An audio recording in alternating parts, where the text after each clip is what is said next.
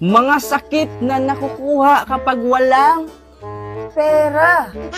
Number 1, paralysis. Ito yung sakit na hindi na halos makagalaw dahil 20 na lang ang laman ng wallet. Number 2, ATM amnesia. Ito naman yung sakit ng pagkalimot na may ATM ka kasi wala rin naman itong silbi.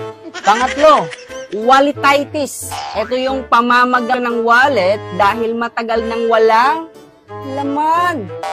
Namamaga na sa kakahintay ng sahod. Bakit ba kasi ang bilis maubos ng sahod tapos ang tagal dumating? Pang-apat, dyslexia.